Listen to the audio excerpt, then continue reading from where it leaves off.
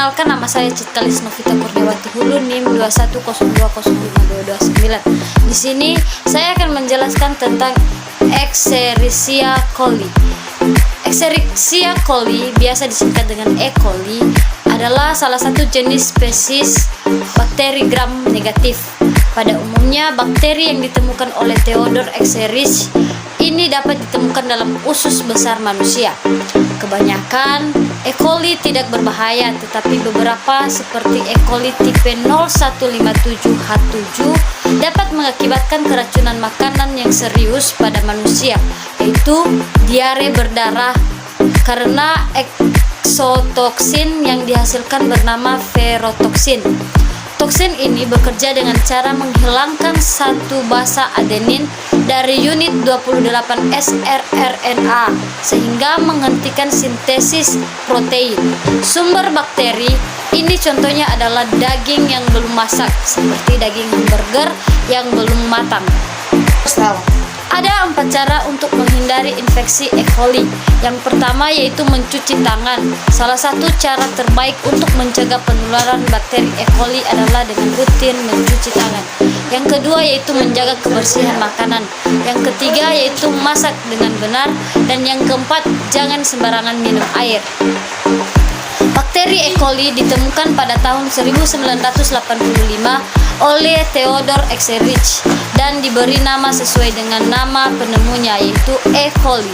Merupakan bakteri berbentuk batang dengan panjang sekitar 2 mikrometer dan diameter 0,5 mikrometer. Di sini saya akan menjelaskan penyebab bakteri E. coli. Infeksi bakteri E. coli dapat terjadi saat seseorang mengkonsumsi makanan yang terkontaminasi bakteri, misalnya saja pada daging yang kurang matang.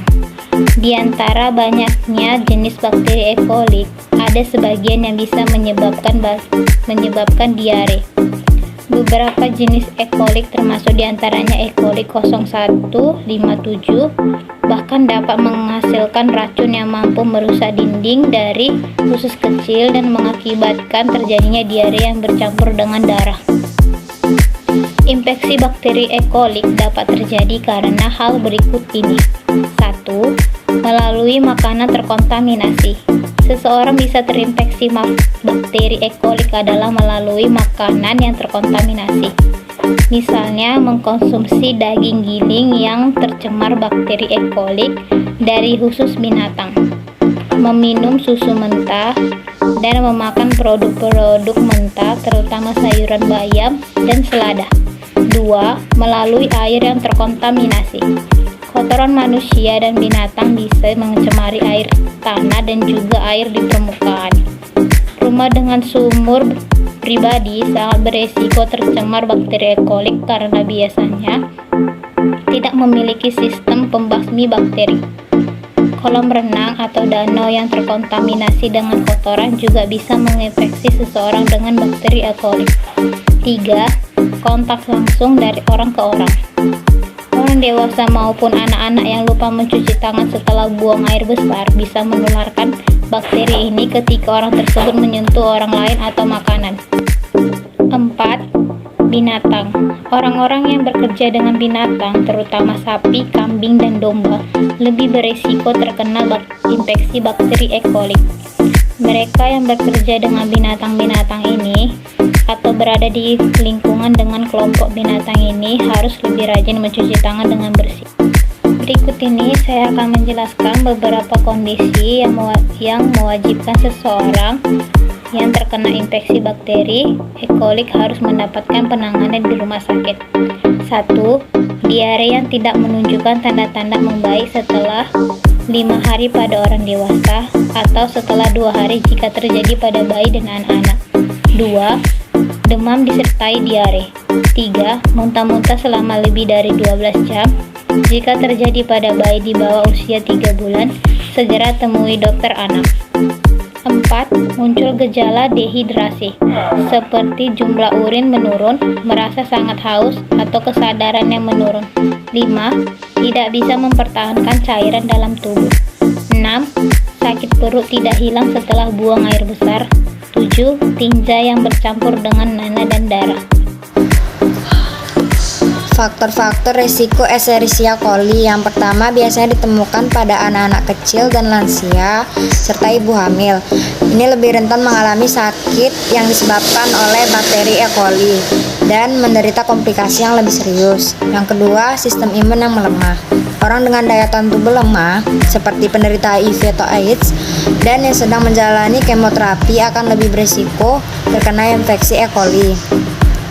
Yang ketiga, mengonsumsi makanan tertentu. Sebagai contoh, yaitu daging yang tidak matang, susu yang tidak dipasteurisasi, jus atau cuka apel, keju lembut yang terbuat dari susu mentah. Yang keempat, penurunan kadar asam dalam perut karena asam lambung bisa memberikan perlindungan terhadap bakteri E. coli. Sebagian obat-obatan ada yang berfungsi menurunkan kadar asam lambung seperti esomeprazol, pantoprazol, lansoprazol, dan omeprazol berpotensi meningkatkan resiko terjadinya infeksi E. coli. Gejala E. coli. Gejala infeksi E. coli dapat berbeda pada setiap orang. Namun, infeksi ini seringkali ditandai dengan diare yang umumnya muncul 3-4 hari setelah terpapar bakteri. Selain diare, gejala lain akibat infeksi E. coli dapat berupa sakit perut yang parah hingga kram, mual dan muntah, perut kembung, hilangnya nafsu makan, demam, menggigil, pusing, dan nyeri otot. Untuk kasus yang lebih serius, infeksi dapat juga menimbulkan gejala seperti urin berdarah, berkurang jumlah urin, kulit pucat, memar, dan dehidrasi. Pengobatan infeksi E. coli. Infeksi E. coli biasanya dapat sembuh dengan sendirinya dalam beberapa hari. Namun pada pasien yang mengalami diare parah, dokter dapat memberikan obat antibiotik. Akan tetapi antibiotik tidak boleh diberikan pada pasien yang diduga terinfeksi bakteri E. coli tipes T. Hal ini karena antibiotik dapat meningkatkan produksi racun singa sehingga memperparah gejala yang dialami. Selama pemulihan, penting untuk beristirahat dan mendapatkan asupan cairan yang cukup. Selain itu, konsumsilah makanan yang berkuah untuk mengganti cairan tubuh yang hilang karena muntah-muntah dan diare. Setelah merasa lebih baik, cobalah untuk mengonsumsi makanan rendah serat seperti biskuit, roti, atau telur. Namun sebaiknya hindari produk susu serta makanan berlemak karena dapat membuat gejala makin parah. Jika gejala tidak membaik setelah mengonsumsi antibiotik selama 3 hari, disarankan untuk berkonsultasi kembali dengan dokter. Hal ini dapat menandakan bahwa infeksi disebabkan oleh bakteri yang kebal terhadap antibiotik seperti bakteri penghasil ESBL. Oleh karena itu, pemeriksaan lebih lanjut perlu dilakukan. Saya akan membacakan cara pencegahan infeksi E. coli. Kita perlu melakukan pencegahan seperti berikut. 1. Mencuci tangan. Salah satu cara terbaik untuk mencegah penularan bakteri E. coli adalah dengan rutin mencuci tangan, terutama setelah keluar menggunakan kamar mandi, menyentuh binatang, dan sebelum memasak, menyajikan atau mengonsumsi makanan. 2. Menjaga kebersihan makanan. Seperti diketahui, bakteri E. coli sering ditemukan di usus dan sangat mudah masuk ke dalam tubuh melalui makanan yang kita konsumsi. Maka dari itu, memperhatikan kebersihan makanan yang dikonsumsi merupakan cara terbaik untuk menghindari serangan bakteri ini. 3. Masak dengan benar. Bakteri E. coli lebih rentan terkandung dalam makanan yang tidak dimasak dengan benar. Karena itu, pastikan untuk memasak jenis makanan dengan suhu yang tepat untuk menghilangkan bakteri E. coli. 4. Jangan sembarangan minum air. Bakteri E. coli bisa berada di mana saja termasuk dalam air. Maka dari itu, hindari sembarangan minum air agar terhindar dari infeksi bakteri tersebut. Terima kasih. We got the future burning the past, good and the bad, making it last. We are what I want and I want what I already got.